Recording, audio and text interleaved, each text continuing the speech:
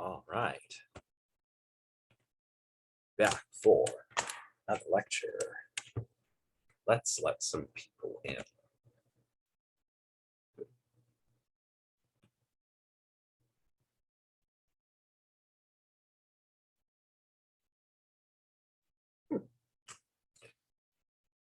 All right. Hello to everyone who's here. More people will show up soon, no doubt. Let's see.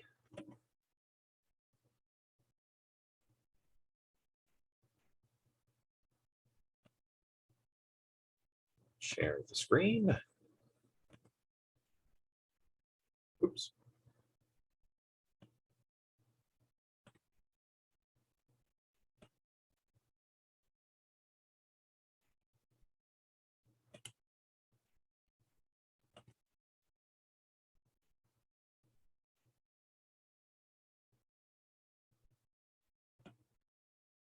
Right.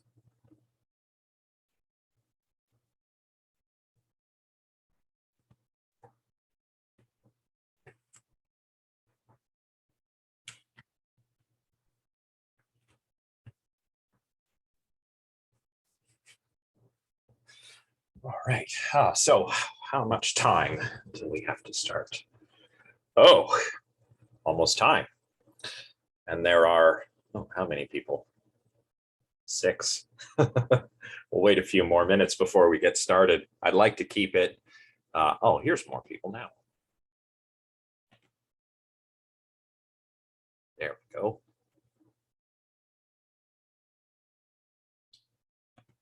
I'll just hang on a few moments while more of our fellow classmates arrive, because there's a bit of housekeeping stuff I'd like to just get out of the way. And then we'll finish up our discussion of chapter 5. Hopefully we can keep things light today.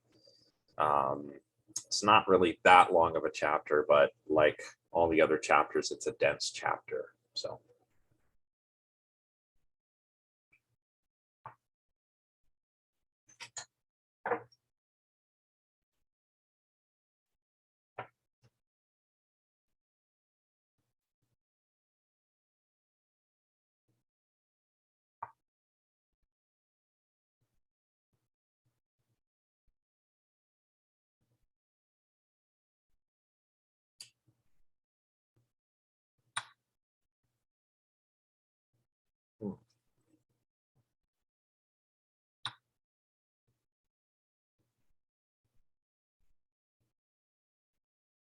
Well, I have 7:35 on my phone. So I suppose we may as well get started. Firstly, I am almost done grading the responses. I would have had them done today, but there has been an unfortunate plumbing mishap at the building that I live in.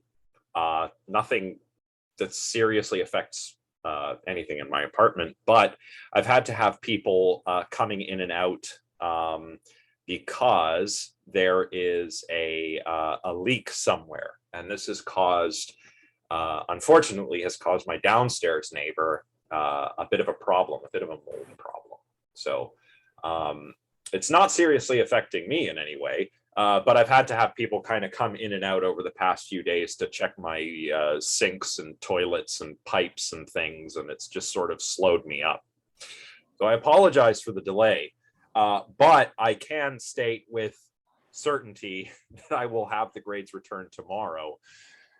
And for that reason, I'm sure some of you have noticed that I've made the submission portal, the Dropbox on CU Learn. I've set it up such that you have until the 17th to submit.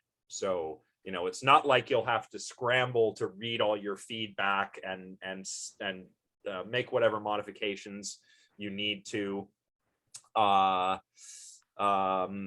You can, you know, kind of take the weekend, think about my comments, and then apply them. And of course, if you're already done and you feel happy with your work, just, you know, go ahead and submit tomorrow if you want to, or you can submit today if you want to, for that matter. So Anna, you're welcome, and you're welcome to everybody. for a couple of days. I don't like to do this sort of thing, but with COVID and life, and a lot of students are really busy. You all have jobs and other classes, and we're all juggling our commitments. I'm juggling some conference commitments that I've got coming up. It's just it's just only fair, I think, to do it this way. So Alexa and Isabella are asking, how are the papers so far? Well, as I said, I still have about 10 or 11 more to go. And I'm not trying to butter anyone up here, but I am genuinely impressed with everything that I've read so far. So far, nobody has gotten below a 70. I can tell you that right now. And yeah, I'm just oh, you might, well, not Hayden, not everyone's got their grades back yet. I'm going to release the grades only once I've graded everything, right? In the interest of fairness. Although, yeah, I don't know. People might be able to see their things so far. I'm not sure. Anyway, the point is, oh, just, sorry. It's hard to detect humor over the chat, but yeah, no. You should probably, I can't remember if I've marked yours actually, but what I'm saying here is genuinely, really, guys, you're doing good. You're doing very well so far, and it's usually, marking can be a drag because grading like an A or an A+ paper is fine because it's easy, because it's a good paper, right? It's when people do very badly that grading kind of seems like a chore. And this has not seemed like a chore because everybody has done a pretty good job. So yeah, keep it up, everybody. And I'll have your feedback so you can see specifically what's good and what needs some improvement soon. So that's the housekeeping stuff out of the way. Let us begin properly by talking further about the evaluative judgment theory, which is what we were talking about last time too, of course. So what do the authors have to say? Well, I quoted this bit last time about the evaluative judgment theory, and I'll just read it again, just to sort of reiterate the key takeaways of this theory. Oh, excuse me.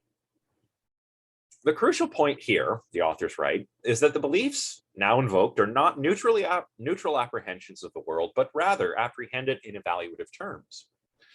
Since only such beliefs render the respective attributions of, for example, fear and sadness intelligible, adherents of the evaluative judgment theory identify each emotion type with beliefs involving a corresponding evaluative property.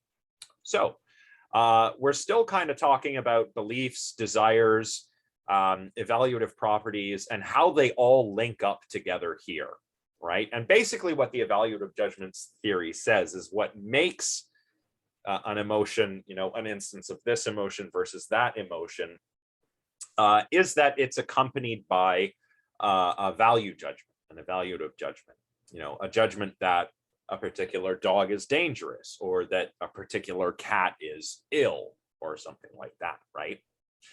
Now, of course, this theory does have a lot of virtues to it, which we covered last time, but there are certain problems with it that, may not be soluble. There are problems with the necessity and sufficiency claims that it's making, right? The necessity and sufficiency claim here being that if you have some kind of judgment that leads to a sort of felt experience, that's all you need to have an emotion. Right?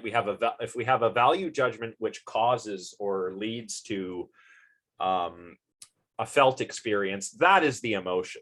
But there are problems with this, and this is kind of what we were talking about toward the end of the lecture, the end of the previous lecture, and we saw that we can actually make these value judgments without having any accompanying emotion, right? I might judge that it's dangerous to walk through this dark alleyway, perhaps, but I might not feel fear on the basis of that judgment, because maybe I'm walking home from my self-defense class or something, right? So I judge that it's dangerous, but I don't feel fear. So I can have a value judgment without an emotion, and I can also have an emotion without a value judgment. This seems very reasonable because we want to countenance that we don't need mastery of all the complex concepts that have to be involved in making value judgments in order to be able to have emotions, right? You know, children, we want to be able to say that infants, children, certain non-human animals, they clearly experience emotions or something like emotions, but they're not like making a conscious judgment or an appraisal about their situation, right? So these are the ways in which we see that the necessity and sufficiency claims of the evaluative judgment theory are, you know, kind of spell a little trouble for it. But there are some alternatives we can take here. We can follow the authors and explore something that they call the add-on strategy. So what is the add-on strategy? Well, we've already kind of, we haven't tried to tack anything on yet.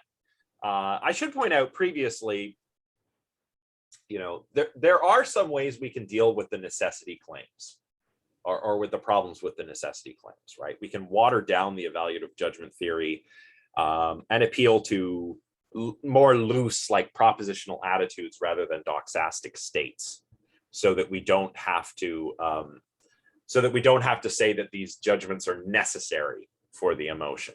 But how do we address the sufficiency claims? Because in the sufficiency claim, one of the problems we're faced with is sort of this, you know, we can have the phenomenology without the judgment, right? And moreover, EJT emphasizes evaluative judgments, whether they're doxastic states or beliefs like axiological or evaluative beliefs. It appeals to them very strongly, but doesn't really pay much attention to the phenomenology involved in emotional experience. So we're kind of looking at the mental side of things while losing focus on the felt experiential side of things. So that's why, you know, to deal with the necessity claims or the problems with the necessity claims, we can modify the evaluative judgment theory, but to deal with the sufficiency problems, we might need to add something else onto the theory, right? So that's why this is called the add-on theory. And the authors say, thus modified, the evaluative judgment theory holds that only those evaluative judgments accompanied by a certain phenomenology constitute emotions. So now we're getting a little bit more specific. We need not just some kind of propositional attitude, like I judge that P or I judge that Q, or a doxastic state, but we need particular kinds of felt experiences with those judgments to constitute emotions. And that's the add-on here. And notice that we can actually modify the mixed theory along very similar lines that we looked at earlier. The authors say here, the mixed theory, for its part, ends up being modified in a similar manner. Only those combinations of beliefs and desires that are felt constitute emotions. So the add-on strategy we can see here is something that we can apply not just to the mixed theory, or not just to EJT, but also to the mixed theory. So we have to explore whether beliefs and desires, when combined in certain ways, have a phenomenology. Because remember, the mixed theory was problematic because it also ignores phenomenology, right? It's all about beliefs and desires. It doesn't really leave much room for phenomenology in the discussion. So one might claim, oh, here's somebody. So one might claim that desires combined with beliefs has or can have a distinctive phenomenology. What kinds of desires? Well, the ideal candidate desires that, when combined with beliefs, would give us this phenomenological element that we're looking for are things like urges and appetites, right? Like if you have an urge to flee, right? That's a good candidate desire to combine with beliefs. My belief is that is that the dog is dangerous, and I have an urge to flee, which is a desire. We can characterize that as desire, or appetites like hunger, right? But the problem is, if we want to modify the add-on strategy this way, the problem is it's not quite clear that we can evoke these kinds of candidate desires for all emotions, right? Some emotions don't seem to have this element of desire to them. And it's also not a good way to individuate emotion types, right? And we saw this all in chapter 3, so I won't spend too much time, oh my goodness, discussing this. But if you are unsure, you can always consult chapter 3 for some review. The problem, though, in a nutshell, is that if we want to individuate emotion types using desires, we need desires with open content, not closed content, right? And if you recall the difference, you know, a desire with like open content is like a desire to avoid danger. In the case of fear, that's what might help us to individuate fear from other emotions on the mixed theory. But the problem there was getting from the belief that, for example, the dog is snarling at me to the desire to avoid danger, right? We need something to get us to link up that chain, to link up that causal chain. And desires with open content can help us individuate emotion types, but they don't give us that link between our beliefs and desires that we really want in order to account for emotions and to individuate the different kinds of emotions. The problem here, all further, is that open desires are dispositional, right? They're not really felt. An open desire to avoid danger isn't felt, where a desire to have a drink if you're thirsty is felt. And that's, of course, you know, a desire with closed content. I desire to have a drink of water right now, you know, so I can take a sip and satisfy my desire. So the authors say we cannot really salvage the mixed theory using this approach, but maybe we can make a similar modification to the evaluative judgment theory, right? Maybe that would help. Oh, there's a cat exploring my desk right now. So what if we modify the evaluative judgment theory? Well, if we try to make a similar modification to this theory, we're kind of confronted with questions about the roles of the phenomenological and the doxastic components of emotions, right? How do we address questions? Well, we can see how the questions arise and how to address them by exploring a couple of different possible ways that phenomenology figures in to explaining emotions in this way. Now, before I get into this, it may be helpful for everybody to have a copy of the text open here, because I'm going to be referring back to the text and hopefully getting some discussion going. Before I do that, however, I just need to step away for one moment. So I will be right back.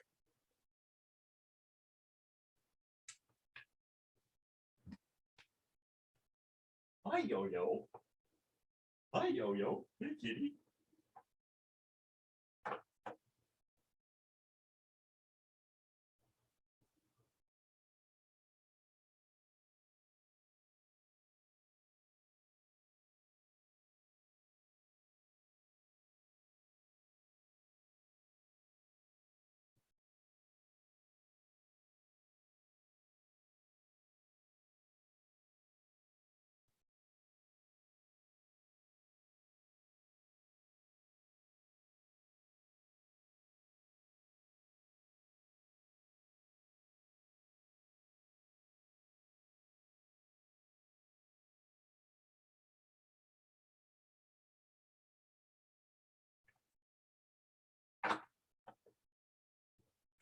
Okay. Whoops. All right. Sorry about that, everybody, but it's been nothing but coffee and energy drinks today. So fill in the details there. Anyway, so what are the possible roles of phenomenology, or the roles that phenomenology can play in evaluative judgment theory? Well, one possibility is that our phenomenology is impoverished. And if that is true, that means phenomenology cannot be used to distinguish between emotion types. So on this possibility, it's the judgment we make that individuates the emotion, and the hedonic aspect, the hedonic tone, right, whether it's pleasurable or displeasurable, accounts for the felt quality of the emotion, right? So now, one question is whether this seems to entail a commitment to the phenomenology of judgments itself, because, and I think, I qualify this with I think, that even if our judgment individuates the emotion, right, the kind of judgment we make, right, to establish, the formal object of our emotion or whatever, even if that helps individuate the emotion, the hedonic aspect is still quite simple, right? Emotions, if we're looking at hedonic valence, can be pleasurable, displeasurable, or perhaps neutral. But does that really get us as fine-grained of a distinction between emotions as we want? We would seem to have to appeal to get fine-grained enough to this commitment to the phenomenology of judgments themselves, right? That there's something that it's like to make a judgment aside from the, whatever hedonic tone accompanies or follows from that judgment. Is this evident, right? And that is the question I put to all of you. If you make a judgment about something, is there something that it's like to do that? I wonder what you think. I'll just hang on for a moment in case there's anything in the chat. I'll try to think of an example. Whoops. I will try to think of an example. What kind of judgment? Well, let's try and think of a judgment. A judgment we would make that is emotional, right? That is coupled with an emotion, and see if we can separate the hedonic tone from what it's like to experience the emotion, or what it's like to make the judgment.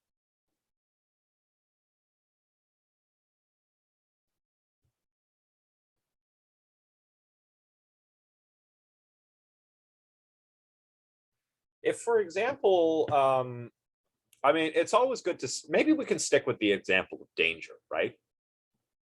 So I see a snarling dog, for example, and I make a value judgment. I make a judgment about the evaluative properties of this snarling dog. So I have this belief that the dog is snarling, and I make a judgment on that basis that the dog is dangerous. And of course, I have a desire to avoid danger, but I also feel something, right? I feel perhaps a sort of surprise and a bit of adrenaline, and can we decouple that from whatever it might be like to have made the judgment?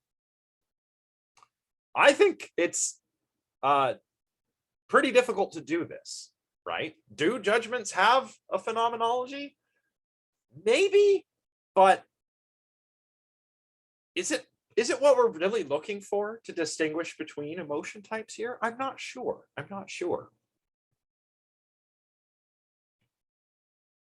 So a couple things in the chat. Leslie says, if I'm feeling anxious about walking down an alley at night, I'll make the judgment not to walk down that alley. Well, the judgment in question here is like whether that would be a dangerous scenario, right? But the judgment itself, it doesn't seem like, if we have to make a commitment to phenomenology of judgments themselves, I don't know, it doesn't sound like a very plausible thing that we can do, right? Could I ask a question? Sure. I'm thinking of an example right now. And I really like bioethics, so my example has to do with bioethics. I'm imagining like a bioethicist having to make lots of really hard judgment calls. And it almost feels like in the moment that you make a decision or you make a judgment call, that is the judgment. But you can have emotions before you make that judgment and after you make that judgment. Does that make sense? That does make sense. And actually, that's kind of where this chapter ends up, right? Because remember, all of this is about distinguishing emotion types, right? And if the hedonic aspect, just whether they're good or bad, is what we want to use to account for the felt quality, and we only use the judgments or types of judgments to individuate the emotions, then on the hedonic side, it might we might be lured into thinking that some emotions are just feel good or feel bad, but obviously we can distinguish them further than that, right? Like anger and sadness are both negative, but they feel different. So do we distinguish on the basis of the judgment as well as what it's like to have the judgment? It just sounds kind of weird and overly complicated, doesn't it? But as we'll see later in the chapter, we can have the feeling first with the judgment tacked on later. Like here, it's the judgment, here is the judgment followed by the emotion. Where we'll end up is the felt emotion followed by a judgment. So, and Robin says here, hesitancy be the feeling of the judgment. Yeah, I mean, this seems to me to be plausible. And there seems to be something that it's like to hesitate. Like if you see something dangerous and you're hesitating and making the judgment. But is that the kind of phenomenology we can use to distinguish between different emotion types? It doesn't seem so to me or to the authors, right? So, so if the phenomenology of emotions is impoverished, it's either just good, bad, or neutral to have an emotion. It feels good or feels bad or it doesn't feel like anything. Well, that's not fine-grained enough. So maybe we don't commit to impoverished phenomenology. Instead, we'll say that phenomenology is rich enough to distinguish emotion types, right? And this would seem to be able to give us a way to account for different phenomenological nuances, right? The differences, the fine-grained differences between emotions that are negative and positive, right? There's lots of negative emotions, but anger doesn't feel like sadness, which doesn't feel like jealousy, which doesn't feel like disgust, right? But if we say that the phenomenology of emotions is very rich, well, then we can, we have the sort of diversity of phenomenal experience that we can use to categorize emotion types, right? But what this account also does is it assigns the judicative and phenomenological elements of emotion types with very similar and because of that, possibly redundant roles. And the example here, I really like this example, is the blue cube example that you can find on page 58. And I'm wondering if anyone would like to offer a sort of summary of the blue cube example. I'll just wait a moment in case anyone has to type. If we don't hear from anyone, I'll do it, of course. But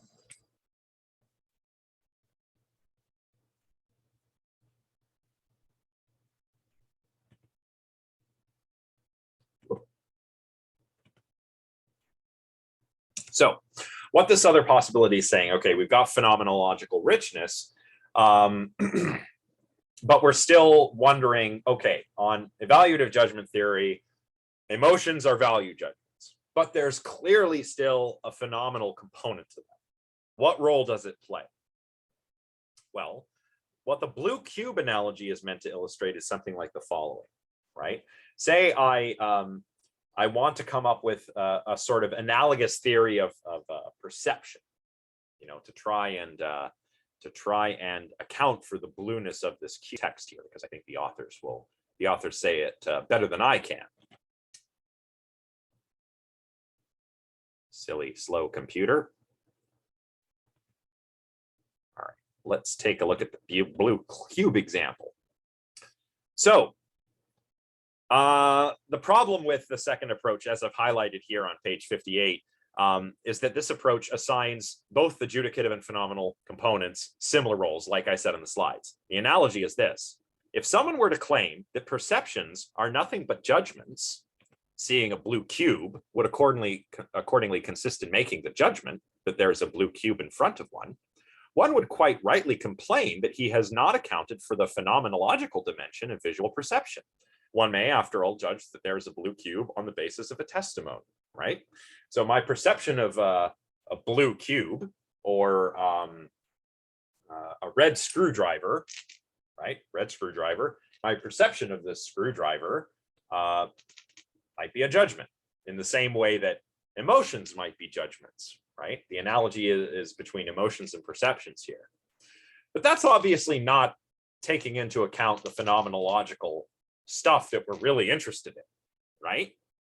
So one might complain about that. Like, how can my perception of this screwdriver be a judgment? I haven't accounted for any of the phenomenology here, So what do? Well, we add something on. So to continue from page 58, if he then introduces an experiential component that is sufficiently rich to account for the way objects and properties strike us when we see them, and not merely a collection of brute sensations that the judgment comes to inform, one will wonder if it would not be better just to jettison his initial suggestion, seeing as how the newly added elements could suffice on their own to account for perception. So the analogy, once again, is like, if I come up with a theory of perceptions that's all about judgments, you would rightly complain that I've ignored explaining the phenomenology, the redness of the screwdriver handle, the black rubbery bits, the pointy part at the end, right? I haven't accounted for any of this. So you just add something on, like, oh, well, we will introduce rich phenomenology, which will allow us to account for what it's like to look at or use this screwdriver. But by doing that, I've kind of made the judgment account completely superfluous. I don't need it anymore to explain what perceptions are, right? The same thing goes for emotions here. Emotions are judgments. Okay, well, that doesn't account for the phenomenological richness. So let's just say, oh, we've got rich phenomenology, and that's how we can individuate emotion types. Well, then why do we even need to appeal to judgments in the first place, right? That's kind of the issue they're raising here. So does anybody follow me? Everybody follow me there?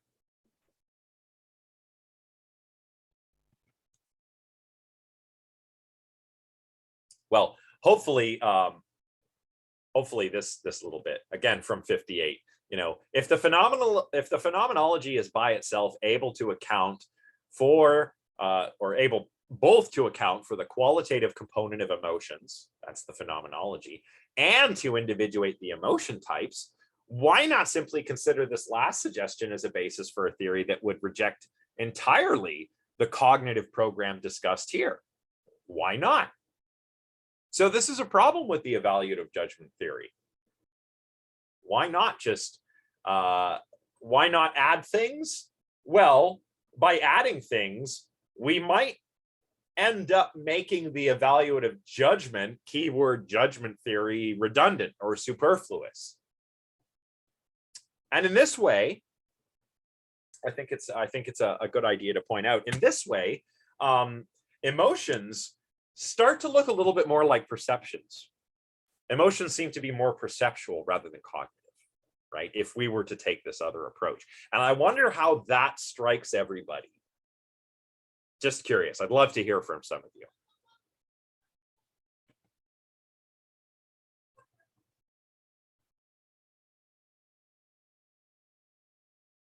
I mean, wouldn't we have to talk more about what a perception is then? Well, we can do that now. Yeah, like, what are perceptions? what's something, here's a better way of putting it.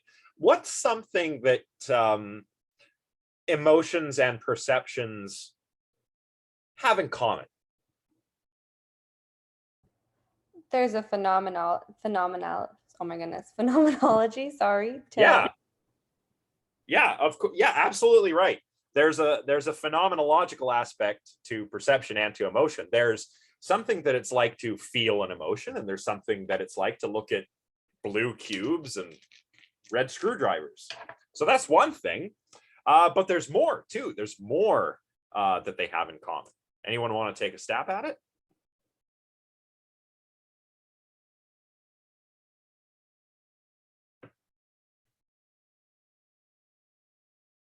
Well, one thing is that, and we've talked about this already in the class, like when we talk about when we talked about chapter 1, and that is that emotions seem to happen to us, right? Likewise with perceptions. I'll continue there in a moment, but I'm just going to look at some of the things in the chat here. So Leslie says, well, both are highly subjective. Yeah, and that speaks to the phenomenological thing, the phenomenological aspect too, right? If there's something that it's like to undergo something, that's subjective. So phenomenologically speaking, you know, if there's something that it's like, it's also subjective. So that's absolutely right. They both have hedonic tones. Yeah, I mean, yeah, like we perceive things as pleasurable or displeasurable, just like emotions. You know, imagine your perceptions in, you know, a hot tub versus standing out in the cold on a winter's night, right? You're perceiving the temperature either way, but the hot tub, obviously the hedonic tone is good. Standing out in the cold is not. Although then if you get into the hot tub, then maybe the hot tub feels extra good. I don't know. But another key thing is that, as discussed earlier in the book, perceptions just happen to us, right? And so do emotions. They happen to us. So it's like if I played a loud noise, you couldn't just decide not to hear it, right? It just doesn't work that way.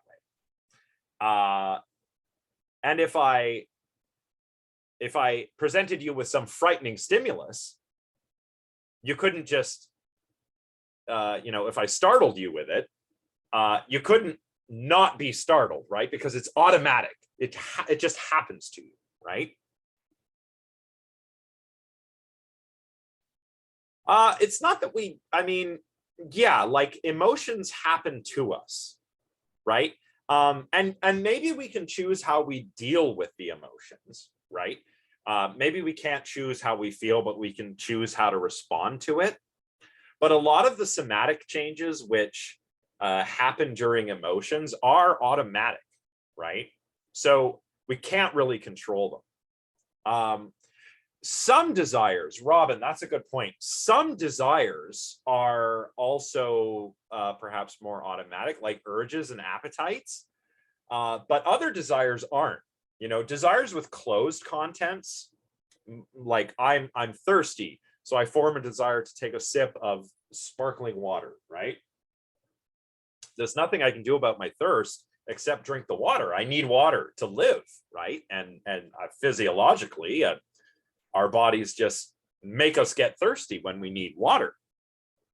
But with an open desire, like a desire to see admirable art, for example, you know, I might have this long-standing disposition to see it, but it's not like I'm always desiring to go and see admirable art, right?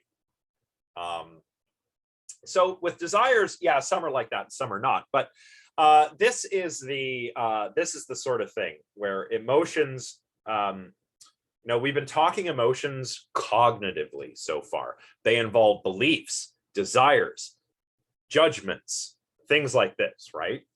And these all taken together, we could classify as cognitive theories of emotion because they involve mental states. They involve mental states like beliefs, desires, and judgments. But, and this is what we're going to start taking a look at next week, there's also another group of theories called perceptual theories of emotion, which says that emotions are primarily perceptual rather than cognitive. Now, this isn't to say that emotions are all one or the other. They can't be, right? Emotions always have a perceptual element and a cognitive element. The question is, which is more important, or which is more, which tells us more about what emotions are and what helps us individuate emotion types, a cognitive theory or a perceptual theory. And we'll look at a perceptual theories next week. If you want to go back to like lecture 1, a good way of making the differences between these two clear are like Richard Lazarus versus Jesse Prince, right? Richard Lazarus has his cognitive appraisal theory where emotions are judgments about these core relational themes between the organism and what's happening in the environment. And he thinks that this is mostly cognitive. Jesse Prince comes along and he says very much the same thing, but he says like, oh, but the judgments are embodied. We don't make them by thinking about them. We just kind of automatically feel them. And the emotion is the judgment. And that's why it's an embodied theory. And embodied theories say emotions are perceptual, whereas cognitive theories say emotions are primarily cognitive. So anyway, I digress. So much for the add-on approach. Now, we're not going to entirely reject the cognitive program just yet, but perceptual theories are going to turn out to be pretty important pretty soon in this class. But we're not just going to get rid of EJT or any of the add-ons right away, right? And as this is a philosophy class, as philosophers, we have to resist the temptation to get rid of these add-ons. In philosophy, add-on theories aren't very common, so maybe we'll, like we've done here, we do a little bit of dialectical exploration, and we find out that they're not that common or useful. But maybe we're just not doing things the right way, right? In psychology, for example, add-on theories are quite common. So maybe there's a type of add-on theory from psychology that might be useful to what we're doing here. Oh goodness. Excuse me. Now, all of these views are called constructionist views, the views that we're about to look at. And in constructionist theories of emotion, just to quote the authors, an emotion is constituted by a feeling with a judgment tacked on, as I said earlier. So EJT and the various add-ons considered emotions as judgments with a feeling tacked on. Constructivist theories view emotions as, or wait, I've got to make sure I'm getting this right. It's been a long day. I'm very tired. Evaluative judgment theory says emotions are judgments with a feeling tacked on. But constructivism says that emotions are feelings with a judgment tacked on. So we've just flipped things around. That's all we've done. So in this sense, to continue, in this sense, the strategy at heart of the add-on theory is turned on its head. So constructivism is the same as the add-on theory, except we're just flipping things around, right? We're looking at emotions as feelings with judgments tacked on rather than judgments with feelings tacked on. So we're already getting a little bit more perceptual here. Does everybody see the sense in which that's happening?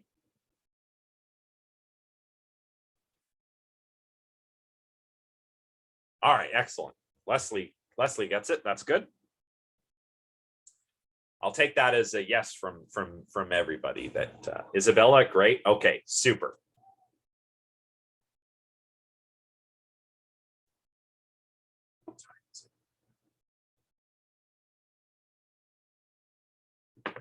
Well, that's good. Okay, everybody's sort of clear on that. So we'll continue. So the constructivist approach denies the intuition that maybe a lot of philosophers have, that we should reject add-on theories with impoverished phenomenology, right? We already talked about that. Impoverished phenomenology, it's the judgment and the hedonic tone. You know, the judgment and the hedonic tone, that gives us what the emotion is, helps us individuate it from other emotions.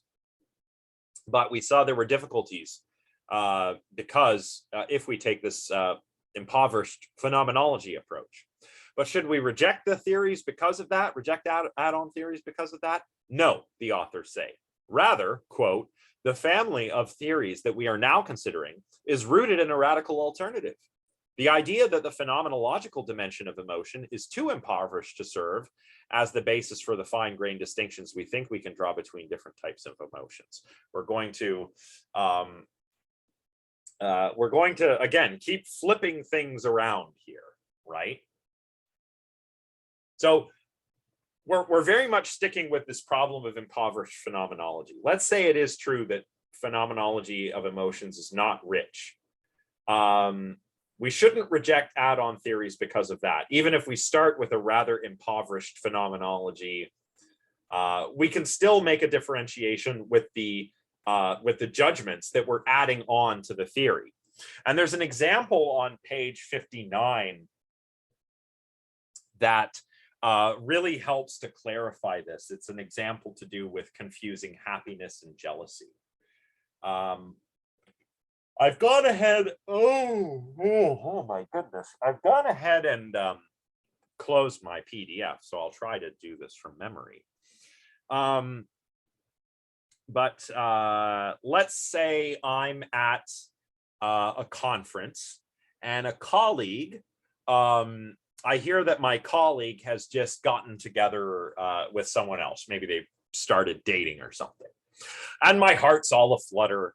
And I might initially judge that I'm happy for them. But then I might reflect on it and I might make a different judgment. You know, I think my heart did a little flutter there and I thought, wait a second, maybe I'm actually jealous, right? Maybe I'm jealous of my colleague. She's started dating somebody else. And that's why my heart was fluttering. Ooh, right? So even though the phenomenology is not rich here, you know, I've just kind of, hey, did you hear so-and-so are dating now? Ooh, oh, good for them. Wait a minute. Maybe it's not good for them. Maybe I realize I have a crush on my colleague and all of a sudden I realize I'm jealous. But that's, you know, even in spite of this impoverished phenomenology, it's the judgment that we've tacked on, which allows us to individuate these emotions, right? And I should say that, you know, the phenomenology here is impoverished, not only in the sense that it feels, you know, your heart skipping a beat or something feels how it feels, but also like, what is the hedonic tone, right? Is it positive or negative? It doesn't seem very clear in this example until I make the judgment in the first place that it's that I'm happy, in which case I would say, oh, I feel good, or it feels bad if I'm jealous, right? So it's a judgment, not the phenomenology, which is not rich, that individuates the emotion type in this example. Does everybody follow me? Just checking.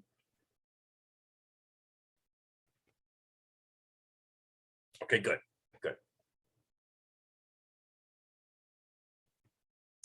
So let's see, where are we now? Oh, this is the part that I've really been looking forward to talking about. This is the study that I mentioned in my first lecture. The study in which the participants were given adrenaline and their emotional responses were manipulated. I will just read this.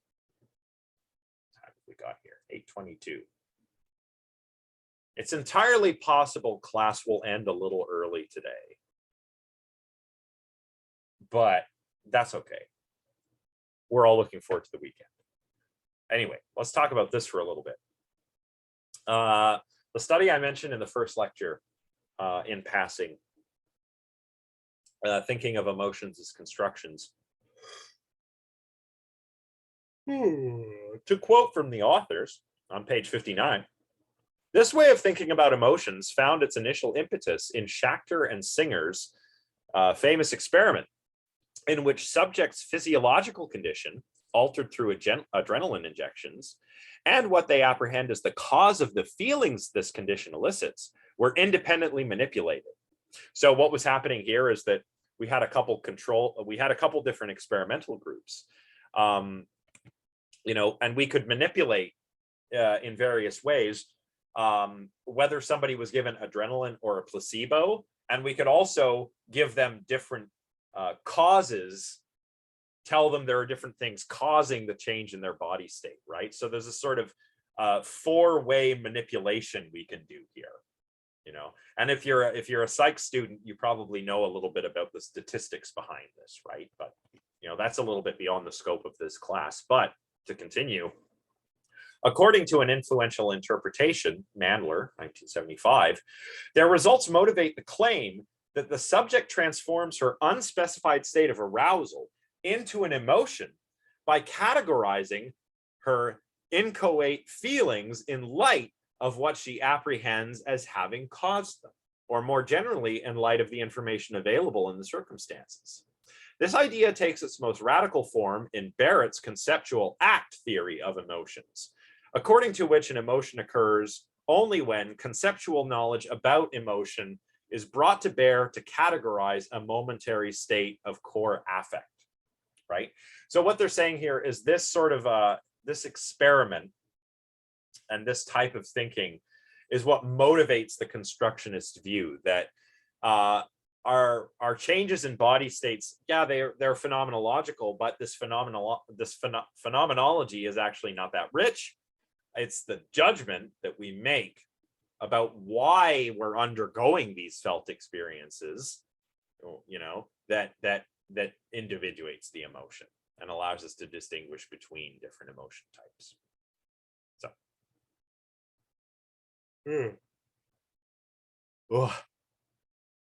very sleepy today. I apologize, everyone.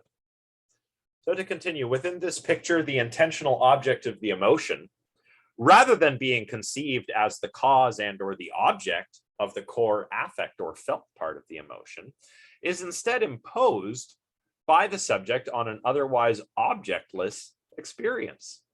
Sounds a little weird, but if you think about it this way, you know, emotions, if you're a constructivist, don't actually have intentional objects until the person experiencing them investigates and decides, that is, makes a judgment about what the emotion is actually about. Pretty crazy, right? I mean, crazy as in interesting, not crazy as in insane. So here, we don't actually discover the causes of our emotions or the intentional objects of our emotions by, you know, inquiring, conceptual inquiry, or by, you know, categorizing this particular affective response versus that one. Rather, our conceptual inquiry and affective categorization, our judgments that we make, constitute the emotions along with the phenomenology. Everybody see what I mean there?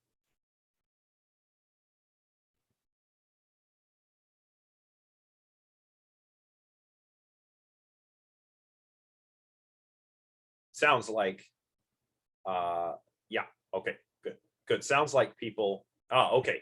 So on the constructionist view, just to repeat it, the constructionist view is saying we have something affective going on, there is something felt, but the phenomenology of these experiences is not rich enough to distinguish between different emotion types. It's actually the judgments. But the judgments also are what give the emotion content, right? So if somebody like to go back to the previous example, I just have a little flutter, little kind of kind of sensation when I hear that my colleague is dating somebody, and I judge that, oh, I'm happy for them. That's why I had that emotion. So it's not until I do that that my emotion actually has an intentional object, right? Oh, I'm happy about these couple of people getting together. And then if I make a different judgment later, like, oh, maybe I'm actually jealous. Well, then I've given that felt experience content and turned it into an emotion, because I've had the physical felt sensation, and I've made this judgment. Oh, I'm actually jealous. My colleague is dating somebody else. Well, now I'll fear that maybe I won't get to hang out with them as often, or maybe I like them too, and I'm jealous that they're not with me, or something, right? That's an interesting question, Robin. If we don't acknowledge what the emotion is about, it doesn't have any intentionality. Well, I don't know. Maybe it wouldn't count as an emotion if we don't ever inquire what it is about. But if there is something there that we're aware of and we don't acknowledge, we've still done some conceptual inquiry and some affective categorization there, right? Does that make sense? That's at least how it seems to me. Yeah, okay. I mean, I don't know. This is random, but I don't want to seem like I am confused by the material. It's just that I often think things through, not just when I'm prepping, but as I'm lecturing, sometimes I have to stop and think things through to see if I actually agree with what the authors are saying. You know. Can I ask? Sorry. Yeah, go ahead. Go ahead. So like just going off of my question, so like say you're in a bad mood for like whatever reason, and you think that this bad mood is like directed at like some, I don't know, like maybe you're hangry, like that's a good example. Yeah. And like the issue is like you're actually hungry, but then like you're grumpy because of that, but like you think that you're being hangry is because like I don't know, like your partner didn't put away the dishes or something, but like the emotion of like being grumpy or whatever isn't directed at your partner per se. Do you know what I'm trying to say? Like I don't know. Yeah. And actually, hangry is such a cool example here, because hunger is just this physical, there's something that it's like to be hungry, and we all know what it's like, but also your blood sugar is low. It just is hungriness until you start, maybe perhaps unconsciously, making these judgments like, oh, I should be able to eat and I haven't eaten and I'm so, and you get grumpy. So hangriness is a really interesting example of, without these judgments, without this this conceptual inquiry, it's just a physical state, right? It's just a somatic state. But then when you start doing the cognitive stuff, it goes from hungriness to hangriness, Yeah. Yeah. So that's actually a really awesome example. And in the chat, Leslie says, so emotions are basically feelings we give meaning to. So without giving meaning to the feeling, it isn't an emotion then. Yeah, I mean, I think that's the gist of the constructionist view. We need to do, by giving it meaning, we give it meaning, we say what it's about by doing this conceptual inquiry, right? By making the judgment. Emily says it feels like the opposite. Oh, so you're more of the, perhaps of the add-on view, where it's the judgment first and then the feeling, correct? Yeah, okay. And so we're basically, what we're confronted with here are two just sort of mirror images, right, of the same kind of thing. Is it judgments with feelings tacked on, or feelings with judgments tacked on? We don't know yet. And yeah, I'm not really trying to adjudicate between the two, you know, like the authors, you know how they do things. They'll say, oh, look, all this looks promising, blah, blah, blah, blah, blah, spend a couple pages on this, and then, oh, but actually, wait, here's a problem. So we're going to talk about that for another few pages. Yeah, Robin, I share your brain pain. We're walking through these dialectical thickets again, right? Yes. Yeah, Leslie agrees. Yeah. So we're all on the same page in that, you know, we're all just going to be confused until we get to the end of the chapter and the authors, you know, actually clearly and succinctly tell us, you know, the point. But, you know, that's okay. So where were we? Right. So conceptual inquiry and effective categorization constitute the emotions. But this might be trivial, right? And maybe this speaks to some of the concerns that if you have concerns about this theory, this might speak to those concerns. This seems to be like a very trivial kind of knowledge, right? This would make it, for example, very difficult to be mistaken or incorrect about what emotion you're undergoing. And you can see this in the jealousy happiness example, right? You know, if it's the feeling and what's really important is the judgment tacked on, well, then I can never be wrong about what I'm feeling at any given time, can I? Because it's my judgment, right? I can't be incorrect. I'm having a flutter and I make a judgment that I'm happy. Well, then I'm happy, but I can't be wrong about that. Even though I can change my mind and make a different judgment later. Oh, I'm actually jealous, right? So this is trivial because, I mean, emotions have justification and correctness conditions. So, you know, this just seems a little wrong-headed, perhaps. It doesn't leave room for, you know, what occurs in a subject's emotional experience and what that subject tells him or herself about the emotion. And Leslie, yeah, that's a good point. I guess I could make a wrong judgment, but on what basis would I be able to claim that it's wrong if the feeling and the judgment are constitutive of the emotion, right? I mean, because emotions are just so subjective. I suppose there are definitely some certain wrong judgments I could make, right? Imagine that if I'm entering a room and everybody's laughing and I enter the room and everybody looks at me and they keep laughing. I might feel upset because I judge, oh, they were talking about me and they were laughing at me, right? So I'm upset. But the facts of the matter might be different. Maybe they've all just told a joke.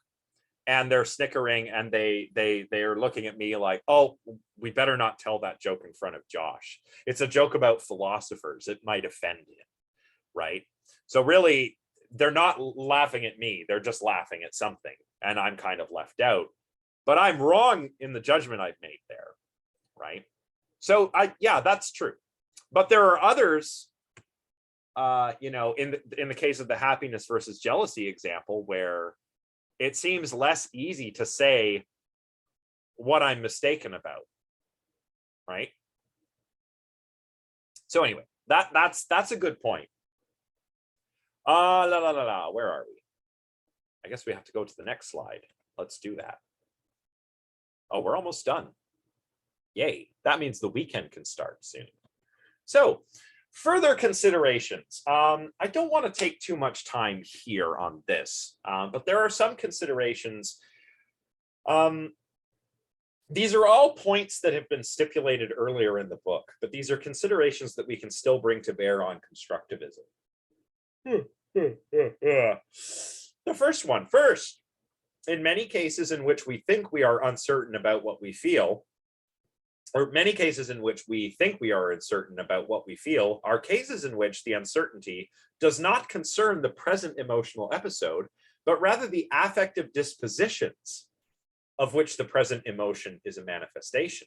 And here's the, you know, here's that jealousy and happiness example again, right? Maybe I just have a single affective disposition, you know, that maybe I'm in love with my colleague, right? And you know, I just have different manifestations of that disposition. Happiness for her at first, and then jealousy. Technically, I guess I would be jealous. I'd be jealous of her, or of her partner, or both. Well, it doesn't matter. These are just different manifestations of the same affective disposition. That's possible. So maybe I'm not uncertain about, you know, my happiness at one moment and my jealousy at a later moment, but I'm just kind of, it's just all reflective of uncertainty concerning my affective disposition, perhaps. I don't know. Thoughts?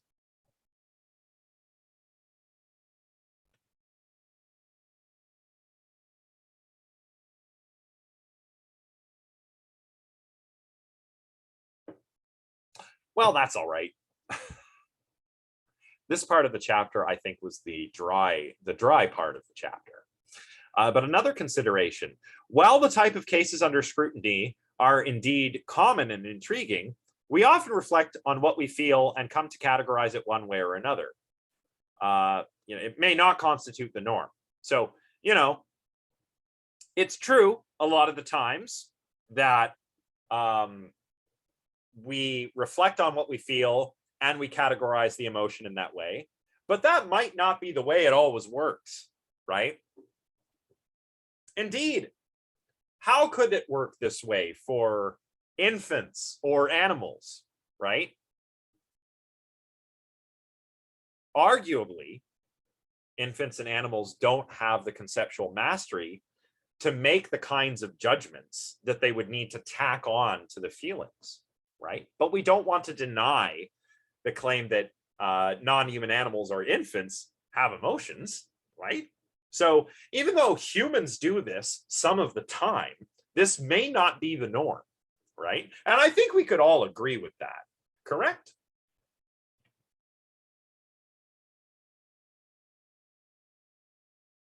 Yeah, Leslie agrees. Yeah, I agree. I agree as well. I'm trying to think of an example. Well, fright, certain kinds of fright, like being startled. I just am startled. If someone comes up and goes, bah, jumps out of something, and I go, I'm startled, then, you know, where's the judgment? I'm startled in that moment, in real time. And my feeling of being startled is just being startled, right? So there you have it. We should also question the empirical credentials of these views, right? And I'm not going to say too much about this, but you know, what are the facts on the ground? We are theorizing in this class, but you know, we saw the problem with only theorizing earlier when we were talking about the add-on theories, right? The add-on theories don't seem to work. But there are add-on theories in psychology which are perhaps less conceptual and more empirically grounded. Those, you know, like constructivism and the claims of constructivism that follow from like Schachter and Singer's study that are a lot more empirically grounded, right? So we need to pay attention to the empirical credentials of whatever particular theory we're looking at. And this is why I always say a good, a good scientist should be philosophically informed or philosophically sensitive, but a good philosopher also needs to be empirically sensitive or empirically informed. The two need one another, you know? We're not being like Neil deGrasse Tyson here, like, oh, philosophy is silly, man. We're not doing that. No, a good scientist needs philosophy. A good philosopher needs science. That's how it works. So what do they have to say here? All in all, they say this on page 61. All in all, then, the reversed version of the add-on theory offered by the constructionist, according to which a judgment should be added to an inchoate feeling, is perhaps plausible as an account of how, in at least some complicated cases, we come to know or be conscious of what emotions we are currently experiencing. As an account of the emotions themselves, however, the view is entirely unsatisfactory. So, what can we conclude? Well, as always, we've still got a lot of work ahead of us. Slideshow has a mind of its own. Yeah, there is still a lot of work ahead of us here. But what have we done in this chapter? Well, we've given a crack at accounting for, or we've taken a crack at accounting for the links between emotions and evaluative properties, right? Evaluative properties are what we've been talking about for the last two chapters, right? And we've done that by trying to assimilate emotions into evaluative judgments. And that's what the evaluative judgment theory was all about. The authors say, though, the evaluative judgment theory does, however, promise more than it can deliver. We saw that evaluative judgments are neither necessary nor sufficient for the emotions. Focusing on the sufficiency problem, we were then led to assess the add-on theory, according to which emotions are admixtures of evaluative judgments and phenomenological states. We offered reasons to think that the phenomenological ingredient we will have to introduce will in itself be so rich and distinctive that we can dispense with the evaluative judgments altogether. The add-on theory is unmotivated and redundant.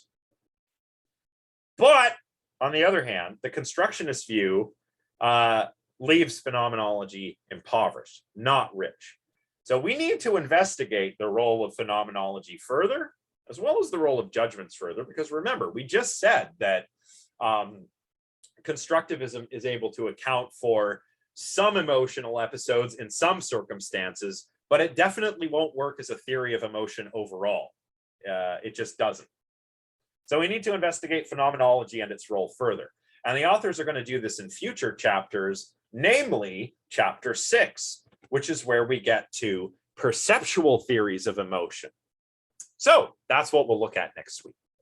And that is all for today. Oh, people have already started leaving. Anxious to get the weekend underway. I understand. If you missed the beginning of class, I'm lagging. If you missed the beginning of class, you have until the 17th to submit your responses. And that is because, unfortunate plumbing accident in my building, hasn't affected me substantially, but I've had to make time to get plumbers and stuff in and out and do some diagnostics on my toilets and my sinks and stuff. So I'm really sorry I don't have the feedback today. You will get it sometime tomorrow, and you can take a little extra time to submit your responses. And of course, extenuating circumstances arise, I'm pretty sure, one thing I learned with COVID-19 and the whole pandemic is that due dates are kind of silly. And I hope I don't get in trouble for saying this, but they're silly because really what they do is just make professors' lives easier, Over COVID, the fair and compassionate grading protocols were put in place, which meant requirements for like medical documentation were waived for getting extensions and stuff. And, it was a little hectic trying to keep up with stuff being emailed to me versus not. But, really that was the only thing I found problematic about it. I mean, we're all real people with real lives. And if something work related or illness related or extracurricular related comes up and you need a little bit of extra time, don't be afraid to come and talk to me. I'm not like a deadline Nazi. I'll give you a few extra days if you have a good reason for needing those few extra days. I won't dock any late marks, so don't worry about that. But again, sorry about my being late with everything. I will have your grades tomorrow. You've all done so far a really bang up job, and I'm very impressed with the quality of the work that I'm seeing. So good for everyone. And I hope that you find all my feedback helpful. That is all though for today. Let's get rid of that. I will see you everyone. Thanks everybody. Bye everyone. Have a good weekend, and I'll see you all next week.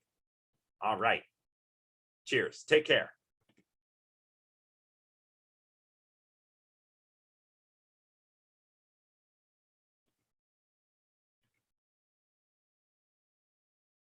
Whoops. End transmission.